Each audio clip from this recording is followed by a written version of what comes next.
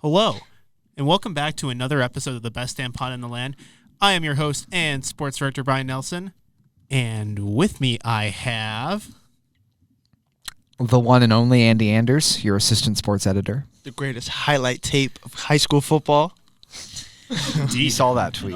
I saw that too. That was hilarious. I'm the assistant sports director, Khaled Hashi. And it's your boy, Griffin Strom, the sports editor for The Lantern. And boy, oh boy, we do not really have much of a game to recap, but we have quite the game to preview. Hold on. It's Griffin Stewart, by the way. Yeah, Griffin Stewart, officially. Call me Griffey Stew.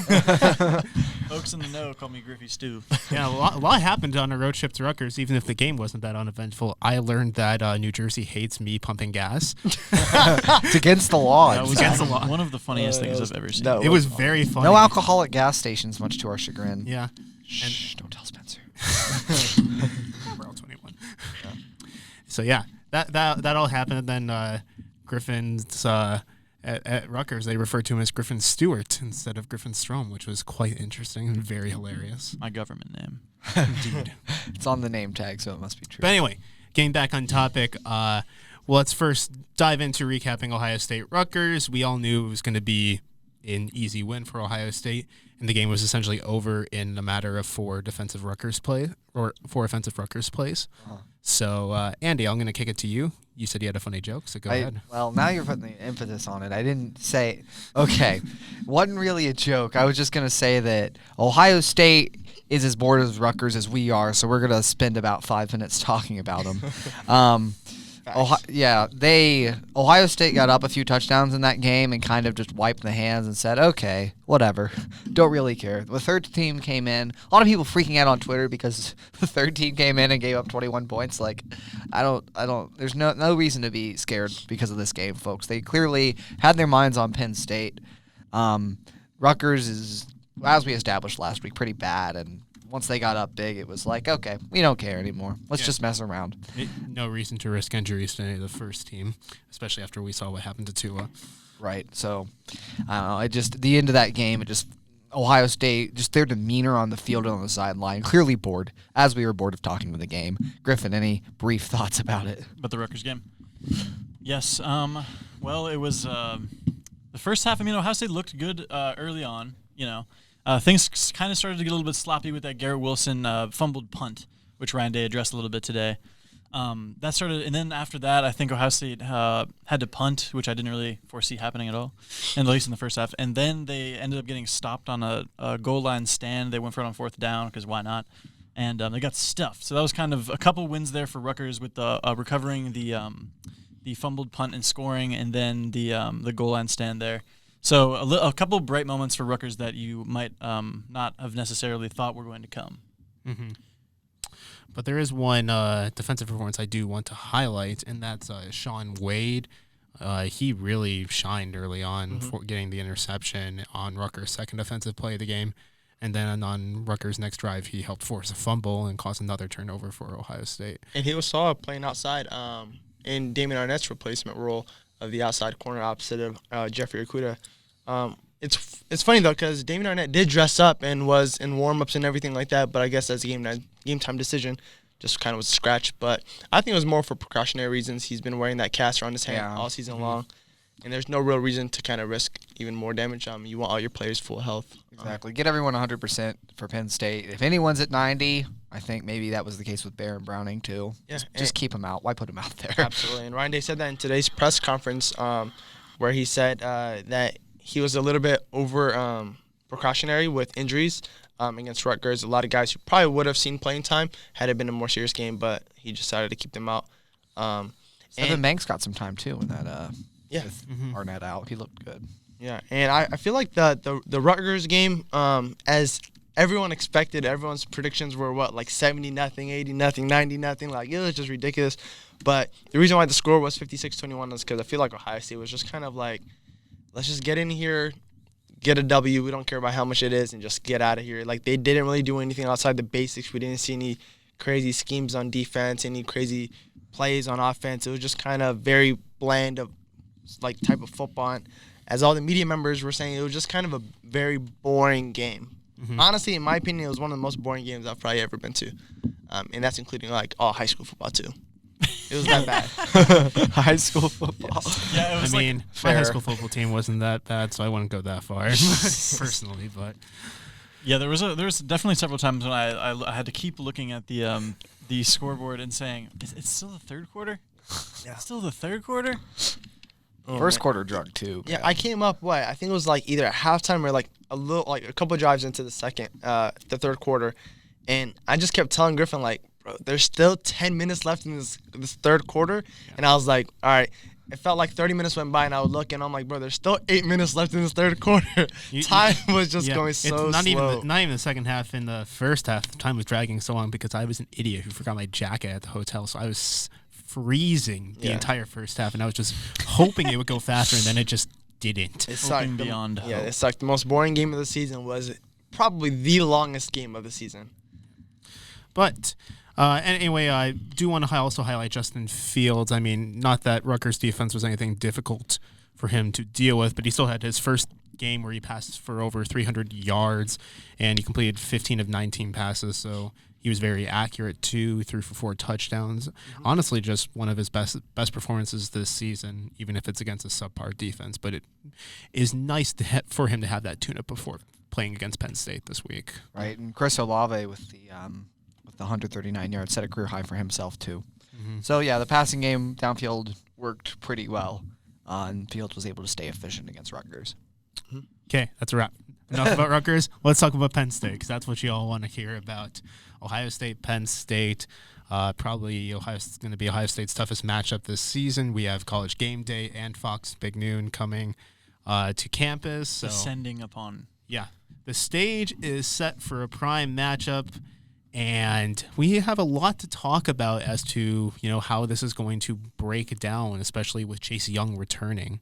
Who wants to start us off? I would say let's start off a little bit outside of the actual game itself and talk a little bit about how some of the viewers may not know that Justin Fields actually initially committed to Penn State before he even committed to Georgia, or before he even came to Ohio State. That was his first commitment, and he decommitted earlier because Penn State was one of the schools who came at him early and strong into his recruitment process, but over the course of his junior and senior year, as recruiting picked up and he started to climb up the rankings in his class, and Georgia started knocking on the door, he said that he didn't want to be as far away from home, and it was one of the toughest calls, having to call James Franklin, who was Penn State's head coach, and tell him that he wanted to decommit. So yeah, he does have a little bit of history with this Penn State team. As he said, he has a lot of friends on that team that he still communicates with till this day. So that's a storyline we will see if it'll actually come full circle to where now Justin Fields, quarterback of Ohio State, defeats his former school that he was committed to. Yeah. And Andy, I might just reserve that for tomorrow, as right now, for writing purposes. Just to break the fourth wall a little bit there. Yes. Some cool anecdotes we have coming up. Also, a little bit of a really interesting story from Shaun Wade and how he's preparing for the Penn State game that Griffin and I will be taking those two stories. I don't think we've decided who's doing which yet. I'm guessing, I don't know. We will see, but stay tuned. Read the Lantern. And donate. And donate, yeah. And donate to the Lantern. So We're we doing can our beat big Michigan. fundraiser. Yeah. Donate to us too. The imaginary link down below. The imaginary link. Link will definitely not be in the description, but go find it. Well, hey, maybe you can drop the My Media Meet. Don't worry, it's not no could. NCAA violation for us journalists. Right. We can take every dollar we we can can get impermissible benefits. I'm gonna go a little outside the Bucks here and open with the fact you said this will be Ohio State's toughest matchup of the season. I don't disagree. However, I still think Ohio State wins this game by at least 20 points. Really? Yes. Okay, so you think the over on the spread? I'm taking the It's over. currently 17.5 points. 17 and a So half. that spread is kind of. It I opened know. at 19. I think, right? It opened at 19 and then it's gone down a little bit. So I guess people have been taking Penn State with that amount of points. I back it though. You back it. I like that. I like that. I got Ohio State by at least 20 in this game, and you'll hear my exact score prediction later. But I wanted to go a little inverted just to open, to preface this. Now we're going to start with what Penn State does well, and then later, as we get into some of our other talking points here, I'll talk about why I think they're going to lose. They're not going to actually be competitive by the end of this game. Their front seven among the best in the country, right? Them in Ohio State. or East are probably them. Ohio State, Wisconsin have the 3 best front sevens in the Big Ten, probably. But the 2 bookends of Yatur Gross-Matos, who I'm sure those of you who follow college football know about, 6 sacks, 10 tackles for loss, probably looking like a day 1, day 2 pick in the draft. First round right now. First rounder projected. Then Shaka Toney on the opposite side, less recognition, actually more sacks this season than Yatur does at 6.5. Wow. As a team, they have 33 sacks, but those 2 bookends, and Penn State is known for creative blitzes, odd fronts, things that Ohio State has had trouble with in the past against Wisconsin, against Florida Atlantic. The few times their pass protection has broken down, it's been against those odd fronts and complex blitzes, which I think is the number one thing Penn State's going to do well in this game. Mm-hmm. Yeah, we saw that against Wisconsin where they threw some formations that Ohio State had not seen, especially with how good their linebackers were. And even though Ohio State controlled the game, Field still got sacked quite a bit that game. And if Penn State's going to come at them with the same intensity, then it could be an issue for Ohio State, especially with how close matchups against Penn State have been in the past couple of years. So right. Yeah, I personally feel like this game, like Andy says, will probably be not as close as a lot of people believe it'll be, since it's going to be a big top 10 matchup. We have ESPN College Game Day, Fox Big Noon coming. Everyone's watching. But I feel like Ohio State will still probably beat the brakes off of Penn State. And Justin Fields, he has a ridiculous touchdown to interception ratio right now of 31-1 and total touchdown ratio of 41-1. So he's been taking care of the ball, and that's all been done in the first half. And a lot of people assume that this will be a 4-quarter game. So it's interesting to see how he'll play against an actual competition. I know we all wish that Wisconsin's, the number 1 ranked defense would have given him a test, but I feel like this team with actual firepower on the defensive line will probably give them something to work with, because they'll probably take away a good amount of the run, and we'll be looking at Justin Fields and what can he do? Can he tear apart that weaker secondary of Penn State? So it'll be interesting to see how that works out this Saturday. Yeah, and this isn't necessarily anything you can quantify, but I know you guys you're riding high right now on that Buckeye wave. You think that Ohio State's gonna cover the spread that seems a little bit, I don't know, to me over? That spread seems a little high. You're gonna hear my reasoning in a second. Go ahead. I can understand any reasoning, because I've watched the same team you guys have all season, but I just think there's something to be said about these 2 games on Ohio State's schedule every year, which is of course Penn State and Michigan. In which case, a lot of years you can throw out the rankings, throw out the stats, and it just simply is the nature of those big Big Ten rivalries where anything can happen. And a lot of times that we've seen the last 3 years, Ohio State, Penn State has been the differential of the games. The combined margin. By 5 total points. Yeah. 2 1-point games, I think, and then a 3-point game. Mm-hmm. And I don't know. I just think that Ohio State's due for a I hear you, photo Griffin. finish. Here's the thing, right? And you talk about stats, you talk about numbers, and all those things look good thrown up on a sheet. I agree with you, right? Normally it's no holds bar in these games. However, matchups determine football more than anything else. The numbers are a product of the matchups, right? And I think that's the root element. When you take 2 teams that are going to be highly motivated, Penn State, they've come close to beating Ohio State these past 3 years. They've come, again, within 5 points the past 3 games. Or actually, wait, they won one of those, right? Yeah, they won. The field goal was them. But they've come within 2 points. They've given up 2 big comebacks to Ohio State the past 2 years. They lost to Minnesota, but they can still get back to the Big Ten title game. If they beat Ohio State, they will be in the Big Ten title game, assuming they win their final game, which is against Rutgers? Someone like that. It's a really easy game they have after this. So if they beat Ohio State, this game decides Big Ten East. So Penn State has that. Ohio State. This is a top 10 matchup. You could tell they were looking ahead during Rutgers. Chase Young is back off the suspension. Everyone's going to be pissed off, pardon my French. Mm-hmm. So both these teams have every reason not to come out flat, to come in motivated. So those 2 things being equal, the motivations for the game, you go to the matchups. We've talked all year. This is the most complete Ohio State team we've seen.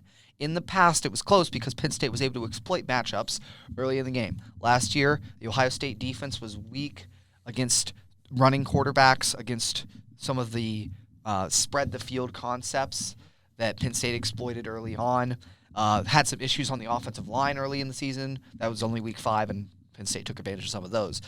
2 years prior, did some things early in that game against J.T. Barrett. Saquon made plays in space, etc. Ohio State, we've talked all season, there still hasn't been a hole, it appears. Penn State has 3 major holes that I think will be the deciding difference in the game. And the biggest one is? Their secondary. Thank you. Mm-hmm. Their secondary, Penn State, I know we just talked about numbers aren't as big as other things. 84th in the country against the pass. 84th. They lost a ton of playmakers in their secondary from the previous season. And you talk about the depth. Not just like Penn State can't just key in on one guy in Ohio State's passing game. They're going to put 3-4 receivers on the field consistently against this secondary because Dave is a smart enough coach to realize he has that matchup in front of him. They're going to put 3 and 4 receivers. I would expect that a lot from this game. Take advantage of the speed mismatches on the outside. I'd expect Chris Olave and Garrett Wilson, they're real speed playmakers, to get significant action in this game. KJ Hill. The other 2 matchups I see an exploit in, Ohio State's D-line against Penn State's O-line. Not to say Penn State O-line is bad, but you talk about the dominant, like Ohio State having the first, second, third best D-line in the entire country, probably first. And Chase Young's back and fired up as all get out. That's going to be a mismatch. And Sean Clifford against the Ohio State secondary. Doesn't have the same wealth of weapons Ohio State does. KJ Hamler is a problem for any team. If he's healthy. KJ Hamler's a problem for any team, which I think he will be. Let's be honest. He's going to play this game. But Ohio State's, again, their depth of talent in the secondary. Damon Arnett will be back. Sean Wade, Jeff Okuda, Jordan Fuller. You throw in even a Steven Banks or a Cam Brown if you need to. I think just the depth of talent in the Ohio State secondary is going to be enough when the defensive line isn't giving Clifford enough time. And Clifford in big games hasn't been good this year. Against Minnesota, their lone loss, 23 for 43. That's 54%. 1 touchdown, 3 picks. Against Indiana last week, their follow-up ranked matchup, coming off a loss to Minnesota. You have every reason to be motivated in that game. I know you're looking ahead a little bit to Ohio State, but Indiana was no slouch. 11 for 23.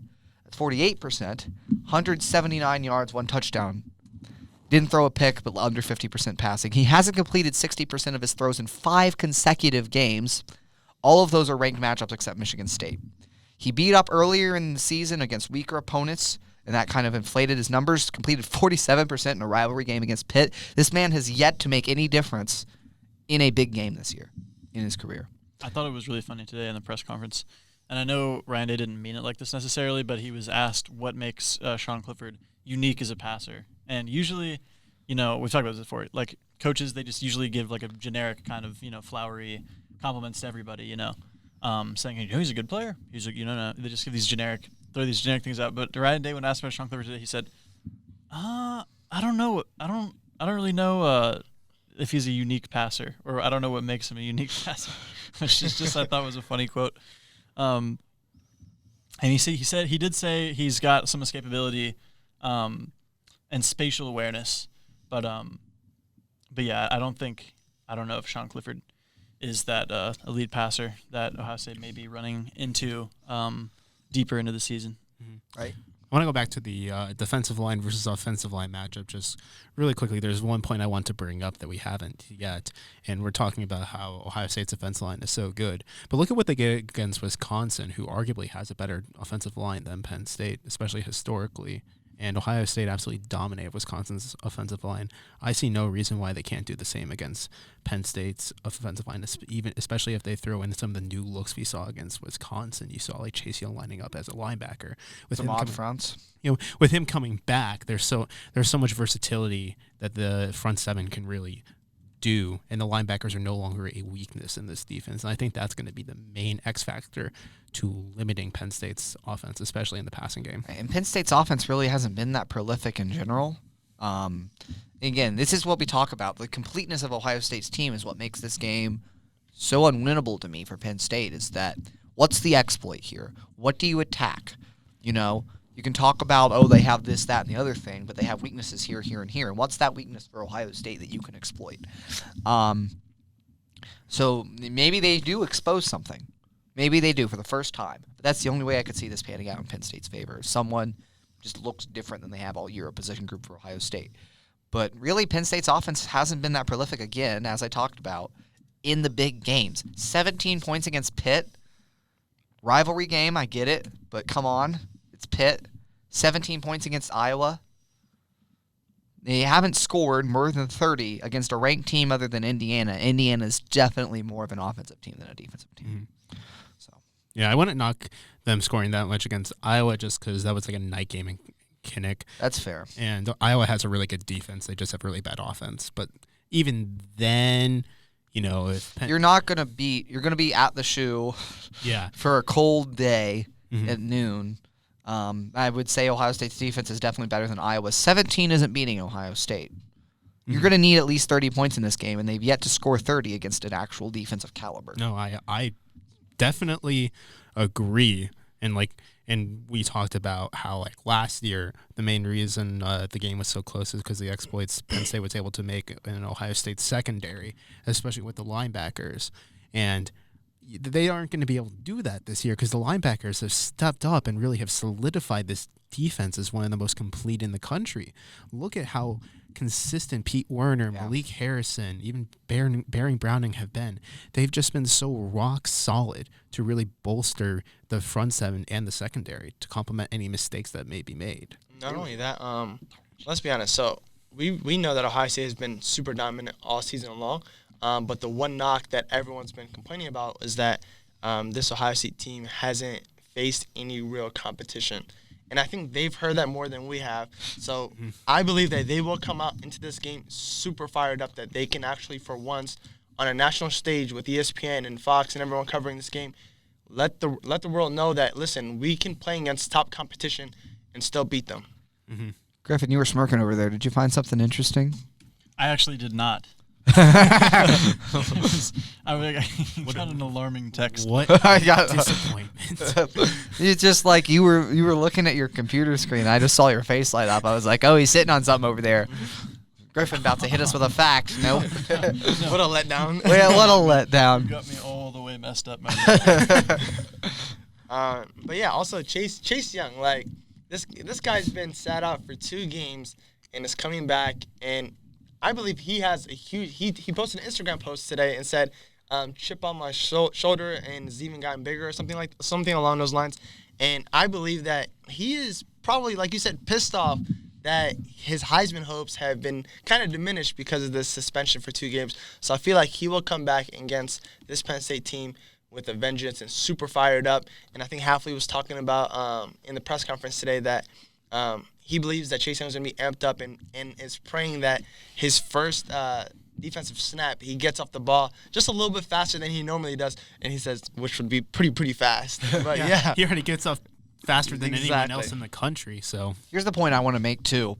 Even if Chase Young doesn't put up godly numbers in this game, He will affect the he game. will affect the game. Yeah. So I want to point this out to the viewers. Some people watching at home want to say, oh, you might come away, Chase Young wasn't that fired up. He only got 1 sack. I expect him to get home at least once in this game. But even if he does, if Penn State doesn't game plan against him, I fully believe he'll get 4 sacks. yeah, Something of that caliber, 3 or 4, because there's no one on that Penn State line that's going to slow him down. yeah, But if you scheme against him, that's affecting the game just inherently. yeah. That just opens up everything for people like Devon Hamilton and Tyreek Smith and all the other people on this defensive line to get back there. Well, not only that, it limits the offensive playbook. If you're going to have to Exactly. roll Clifford away from Young every time, now you're only throwing to half the field.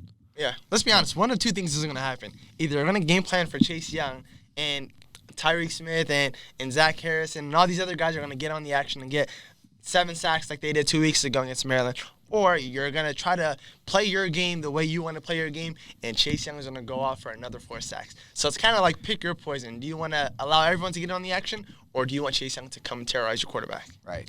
Yeah, and I thought it was kind of interesting that, some people have been asking some of the Ohio State coaching staff, is Chase Young going to be rusty or have any rust coming back?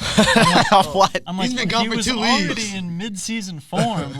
He's prior been to practicing the suspension. entire time. Did you Been think? practicing. Yeah. Did you think playing Maryland and Rutgers would keep the rust off? And not even That's that. just He's ridiculous. a world-class athlete. I mean, What do you think the man's gonna come in and get Oh, gassed? no, you know? he only He got- just put on 30 pounds. Man, he in just 2 got weeks. he got He 3 just- sacks instead of 4. Man, he's horrible. Oh my man. God. I found it funny how Justin Fields in this press conference today, somebody was asking him like, "Do you feel like Chase Young's gonna be a little rusty, whatever?"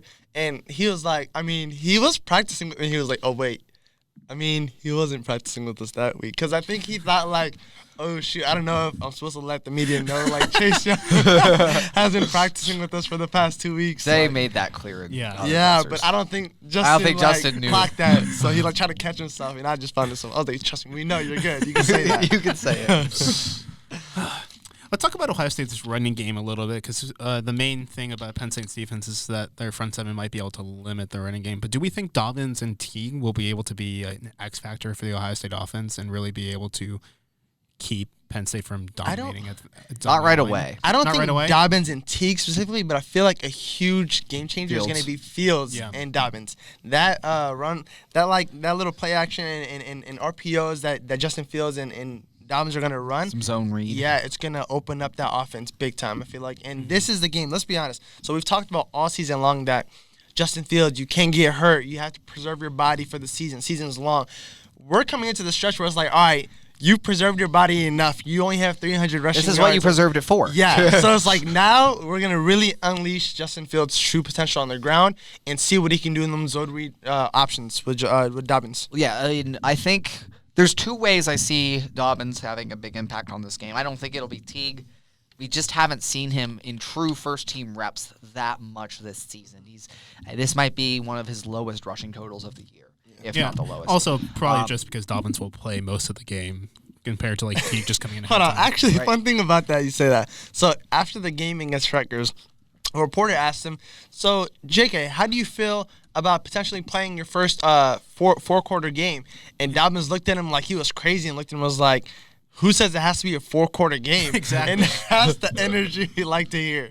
No, yeah, I've loved Dobbins' confidence this Oh year. my He's not the best quote for a story because he doesn't give you much as a reporter. He's the funniest. But he's pretty sarcastic and it's great. Yeah. Anyway, where I was going is there's 2 ways Dobbins won't have an immediate impact on the game. And that's because Penn State's front seven is very strong. They're going to be stacking against the run a little bit because Ohio State's been a run-first team this year. But the game will open up one of 2 ways. Either A, it's the weapons we talked about on the outside. Fields with his rocket arm and the athletes that Ohio State has eviscerates the Penn State secondary. Could totally see that happening right off the gun. And then you get, once you stretch the field horizontally, vertically with Fields' arm, it all opens up for Dobbins. See, I'm not sure if necessarily if Dobbins isn't going to be a factor early on. We saw him destroy Wisconsin. Like that was one of his best games. It of his took a career. quarter. It took a quarter, but That's even what I'm saying. okay. Yeah. You're saying the pass will open it up. The pass will open it up Right. or Fields' legs because that's it. No matter how good your run defense is normally, a true dynamic dual threat quarterback can open up a lot of good rushing defense. And honestly, let's This take is a just stand. one So extra man. Penn State's defense, they haven't really seen Justin Fields' feet be put on display throughout the season, but that's still something they have to like prepare for, and that's something that their defense is going to have to be ready for on any given play. So I feel like that run game is going to be really open just from the jump, even for Justin Fields, because they know that threat. They can't just kind of box in, put like in the box or anything like that, because then Justin Fields don't take him deep with the weak secondary. But if you also pull up 5 or 6 in the box, then it's like, all right, just J.K. Dobbins and Fields are going to run loose. Yeah, especially when you kind of look at Penn State's schedule. They haven't really faced a super dynamic quarterback like Yep. Fields. Not a yet. Fields' caliber, no. Not a Fields' caliber. Like, really, the best quarterbacks they've faced are Shea Patterson or Indiana's quarterback. Peyton Ramsey. Peyton Ramsey played that game. Ramsey is a dual Yeah, threat. Ramsey's a dual threat. That's I not the just main wanted to reason I say mentioned. that. Just You want to guys, say. you guys want to know my favorite matchup that I'm most looking forward to this game? It's Jeffrey Okudah and KJ Hamler. Oh, We got yeah. one of the best receivers in the nation against arguably the best defensive back in the nation. I watched that Michigan versus Penn State game, prime time, what was it, like 4 weeks ago or something like that? And KJ Hamler, man, he is a game changer. His speed is something that Ohio State secondary has not seen this entire season. And Jeffrey Okudah has been labeled as that lockdown corner where he's really going to be put to test. He has this game. been. Yeah. I think, well, Interesting you bring that up. That will be when it happens. That'll be an amazing matchup to watch. What will be interesting to see is exactly how Ohio State matches up with Hamler because he gets in the slot a lot. Yeah. So do you move a guy who's normally your best outside edge cover corner? That's Okuda's kind of true position, quote unquote. In knowing he's your best cover guy on easily their best receiver. I wouldn't. Or do you keep Shaun Wade? Yeah. In the slot. I believe in Shaun Wade enough. I fully believe in Shaun Wade too. I also feel like Hafley's going to do a great job of testing Shaun Wade and saying, listen, we know you can be a great corner. You have a lot of potential. This is your game. This is your time to shine to earn your money. And Wade wants revenge. He's made that clear after the Rutgers game. He remembers Hamler got a 94-yard touchdown catch over top of him last season, which Hafley said he shouldn't be thinking about. It might provide a little extra motivation for him, though. You wonder what kind of mental edge that provides. Will it be a good thing or a bad thing? I think it'll be a good thing. Just kind of, I think the message Hafley will probably like hone into his mind is don't overthink it. Don't think too much about that play, but put your impact onto this game. When he comes into the slot and you're lined up over him, dominate every single time. Lock him up and show him that that 94-yard catch you had last year was a fluke, and it's not going to happen this game. Yeah, another reason why I think they'll be fine going with Wade is just because I think Ohio State's front seven will keep Penn State from opening up the pass game enough to the point where Hamler is going to be a game-changing threat that's going to be like impactful on every single drive. Also, let's not get it twisted. Like Jeffrey Okudah has been obviously the best defensive back on the team. Yeah, absolutely. But Shaun Wade is like having a season and Arnett. Like one of the best defensive seasons we've seen. There really isn't that much of a weakness in Ohio State secondary at all. So I don't think there is any reason to switch. Like Hafley was saying, there's no need to switch anything up for this game or anything like that. We're just gonna play our game, and I feel like. Yeah, just leave Shaun Wade where he's been comfortable all season long. Leave Okudah where he's been. Because let's be honest, I mean, yes, KJ Hamler is the best receiver, but Penn State still has athletes at the receiver position to where Jeffrey Okudah is going to have a matchup on the outside still. So I say don't switch anything up. It's been working till now. If it ain't broke, don't fix it. All right. Do we want to move into some score predictions then? Ooh, on the spot again. I feel like we always be put on the spot. And you can always end up changing them. Okay. 38-17. I was about to say 30-something, but that was a good one. Okay. You said 38-17? Mm-hmm. I've explained my reasoning plenty. I say this is a game Ohio State's defense shines once again. I will say Penn State scores 10, Ohio State's... I'm going to go high. I'm going to just say... They're only scoring 10. I'm going to say 42-10. Ooh, that's blowout. That's crazy. That's crazy. Impact, right? This is the stamp on the season, number one. Be closer than that. I don't think so. I can see it happening. I can honestly see it happening. Back, bro. I'm telling you, it's about to be nasty out there, bro. That is nuts, dude. What do you think? What do you think it's going to be, 24-20? 34-27. 27? Interesting. On the first team You defense? think they're going to score more than they did against Iowa, Pitt, and Minnesota against Ohio State? You got faith in this quarterback. Yeah. See, every time 24-24. Every single He dropped a field goal when I brought up the stat. we guilted him into every single time I thought Ohio State would like be tested and that they wouldn't maybe score enough or just like have maybe like not dominate the game. They've gone out and dominated and proven me wrong every single time. So I'll go a little bit big. I'll go Ohio State wins 45-14. All right. Here, I thought my 38-17 was going to be the biggest. I don't know how much offense will score, but I just have a great feeling this defense will shut them out.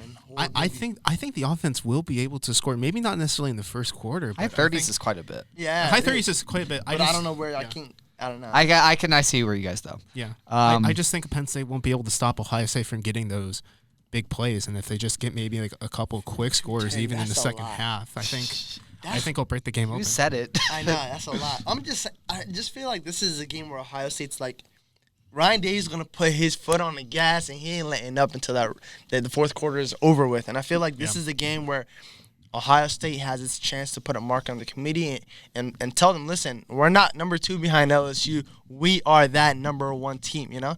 So I feel like Yes, it may be a little, 14-10, 21-10, and then Ryan Days is about to just start just going in until it's out of reach. Plus, isn't the weather supposed to be pretty decent for Saturday? I think it's snowing, actually. Oh, is it? Is it? I think I just checked it recently. Let me see. Yeah, check. Just because I was Yeah, going to make Saturday. a point. I was going to make a point. Ohio State destroyed Wisconsin in really bad weather, especially early on. 40 degrees and snowing. Okay. So even if Interesting. the weather plays an impact, I still think Ohio State's going to be able to play well. I think the weather only helps Ohio State too. I talked about the main exploit being Penn State secondary. You slow down the receivers on the edge.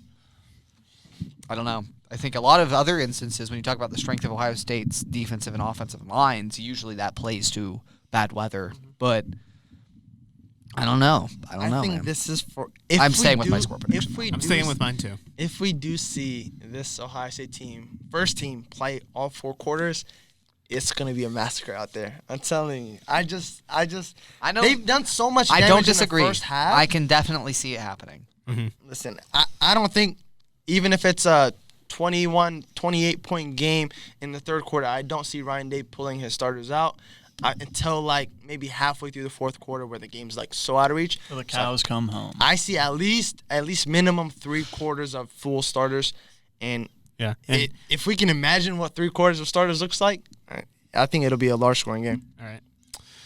Well, I think that's enough on football. I could tell I'm so excited for this game. I've been waiting for this game. It's exciting. Yeah, It is. We thought Wisconsin. It's exciting. was Wisconsin, gonna be it's the our last game. home game. Bummer. Yeah, it is our last home It's game. Our last home game. Yeah. Oh yeah, I forgot. Senior Could night. be. Come on. Don't tell anyone, but I might try to find a way to sneak in Carmen at the end. I'm an unbiased journalist, but I might find a way to sneak in Carmen at the end. I'm gonna take a picture and send it to Noon. Sources are unknown. Breaking news on Twitter. My Andy sources Anders tell is me singing- Andy the one, Anders- the one and only Andy Anders is singing Carmen, Ohio. I can just see Andy Anders under Chase Evans' arm and like. Just sneaking in there. Problem is, I'm on the gamer, so it's gonna be hard to sneak it into the gamer. That'd be hilarious. sneak it. And we've got the alumni magazine doing us coming with us to report on what we're reporting on. Wait, really?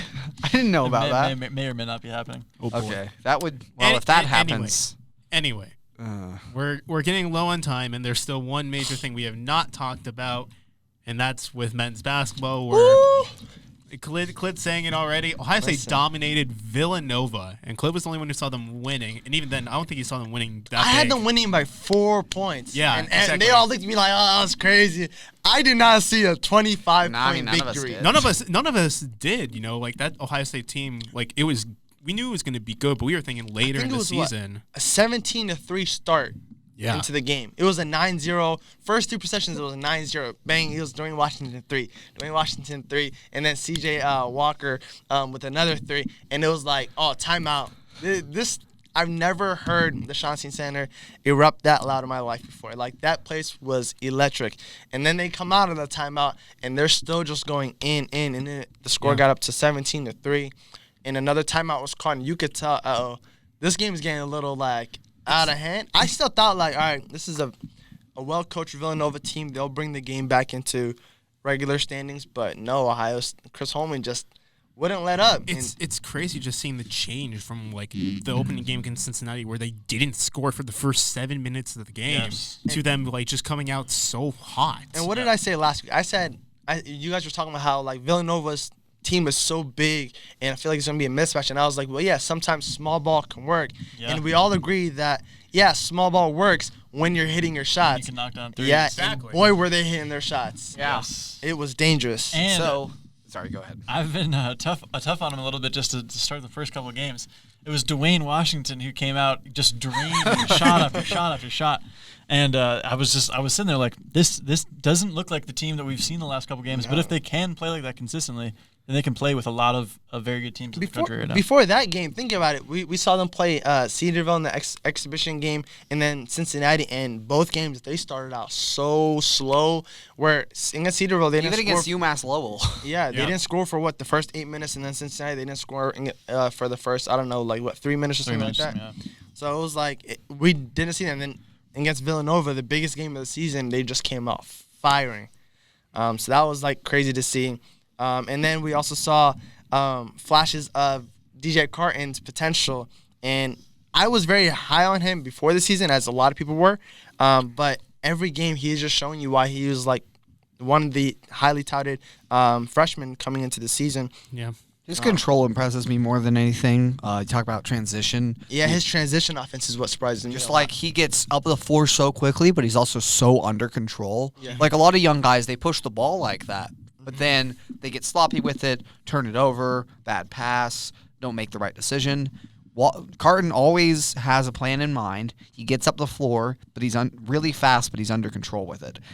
He just doesn't turn it over in transition like a lot of other young players do. Yeah, he almost reminds me, just like kind of like comparing to other Ohio State sports. The way he's been playing so far and just like the poise he shows almost reminds me of how we were wary of how Justin Fields was going to be preseason. And just like immediately Fields proved us wrong. I think the same thing is going to be for Carton. I thought you were about to say Olave. Well, Olave is he's also just- a very good Yeah. comparison. I was just saying Fields because like it was like the parallels for like this year and this season. Yeah, I just don't think there was as much riding on Carton. Yeah. No, that's true. No, it's That's why I not think a Olave is perfect kinda better. comparison, but I think it's a good talking point. So they next game they went and beat Stetson by 35. Like, who really cares? But Yeah. exactly how good do you think this team is? How real is this team? What's the ceiling? Where are they at? Yeah, like what they're ranked in the top 10 I now. think they'll be a Jumped really up to the good top 10, team. I don't know if they'll be one of the elite teams. Yeah. I think they'll be like tier 2 kind of all season long, where they're kind of like not up there with Michigan State and Duke and North Carolina, Kentucky. I don't think they'll be there, but I think they'll be like one close notch right below. So they'll be really good, but not elite yet. Yeah, because they just had such a hot shooting night. And can you pull up the percentages on the shooting there? They were over 50% on threes and from the field. They might have shot 60% from the field or something. Yeah, they shot 60% and held Villanova to 30. And like that is just kind of an anomalous shooting performance for any team. Like Chris Holtman even said after the game, this is one of like 3 games he's ever coached where everything went right for his team. Yeah. And it did feel that way. The ball was just bouncing in Ohio State's direction. They shot 56% from 3. Yeah, Yeah. I mean that's just not gonna happen. That's not sustainable. Yeah, But they blew them out, right? It wasn't like they needed to do that to beat Villanova. That's what it required to blow out Villanova. Absolutely. I think all things being equal, it's a tightly contested game based on what we've seen. But yeah, I agree with you guys. I think this team right now looks like a Sweet 16 team. And that would be a breakthrough for Ohio That's a State. great That's a huge season leap. for Ohio State. Huge leap. Yeah. You've got so much youth on this team, so much youth coming in with the next recruiting class already. A lot of talent for the future. They have nowhere to go but up, especially looking way, way ahead. Yeah. After this year, if you get Caleb Wesson back for one final season with all the young Which pieces I doubt. But Yeah, I don't that think we see around him, with all the young pieces that we see around him, I think that's like a national title Yeah. caliber team. I don't think Caleb will come back, but I feel like a great thing for this season will be that Chris Holtman can solidify his recruiting pitches now, and he'll start getting more of these DJ Carton and EJ Liddell and all those highly recruited players that Ohio State's been lacking in the past, decade or so. I think he'll start making creating Ohio State into back to a powerhouse in basketball. Another thing to mention for just like to how that impacted Ohio State blew out Villanova without one of their best players in Andre Wesson. Yeah, he was hurt. Think of the impact he was preseason. He was one of their best 3-point shooters. Exactly. Think of the impact he'll be able to make when he comes back from injury. He came back last night, actually. Oh, he did? Okay. I didn't. Which I was surprised because he was supposed to be out for 2 weeks. Yeah, I thought so. Yeah. But I just have one other thing to say about Ohio State's basketball this season. And I didn't see last night's game, so I mean, I don't know exactly how well Caleb Wesson played last night. He played very well, especially defensively. Yeah. And that's been the story of the season so far, really, because if you're looking at his scoring numbers, they're kind of down from last season. His shooting isn't like super high percentage-wise. And so if you're just looking at the box scores, you might be thinking like, oh, Caleb Wesson is having like a down year or something. Absolutely not the case. He's been doing all the little things right this season, and all the hustle stuff, all the leadership type and intangible things. He's blocking shots this year. He's fighting for rebounds this year. 4. He's taking charges. And it's his passing ability and the way that they're running the offense through him on the perimeter even, and his vision. Those have all been things that are really have impressed me. That are helping the team a lot more than even just some empty buckets sometimes. I think, with his scoring will come. The one thing is like foul trouble. Still, like last night, he got to 4. and in very limited minutes too. So that's the one thing that could hurt him later on. But he's such a more well-rounded basketball player this year. Yeah. Tremendous talent that they've needed, and his production's been key for the team so far. I will say that before the season started, I was so high on DJ Carton that I kept saying that I think CJ Walker will hold the starting position for a couple of games, maybe 3, 4, 5 games. But as I'm watching him play more, the more I kind of like the way Chris Holtmann has been utilizing both point guards, because I feel like they have two completely different styles of play. I feel like when CJ Walker's in the game, it's more of a half-court, calm setup. Let's set up our plays and get the ball into the post to Caleb Weston and kind of play that way. And then when you see him sub off for DJ Carton, the pace is just a lot more faster, and you see a lot more transition basketball being played. So I like the way it's working.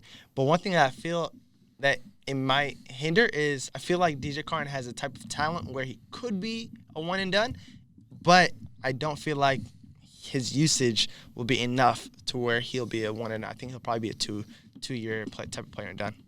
I think it would benefit him a lot especially like right now, because it just looks like at the beginning of games it takes him a little bit to get settled in, and that might change like towards the end. By the end of the season, he'll probably be starting and comfortable from the start. But I think looking at him right now, I think it would benefit him a lot to stay 2 years. Yeah, and then I also feel like the ceiling for this team, like you were saying, Sweet 16 sounds about right. But honestly, I would not be shocked if this team stays healthy and continues to build chemistry. This team looks like a Final Four type of contender, but I don't see them as of right now. I can't say that with like a lot of confidence, but I feel like their ceiling, like Final Four, look like one of the best 4 teams in the country today. Especially if the team, like, if if they play like this, at least for maybe a couple games in the tournament, just get hot at the right time. That could be the difference maker between them being a Sweet 16 team or a Final Four team. But it remains to be seen how they'll match up against further competition. You know, they proved themselves against Villanova, but let's see how they do in upcoming games against North Carolina and Kentucky, among other. And then that's not even getting to Big Ten Conference play. Speaking of Kentucky, did you see them lose to Evansville?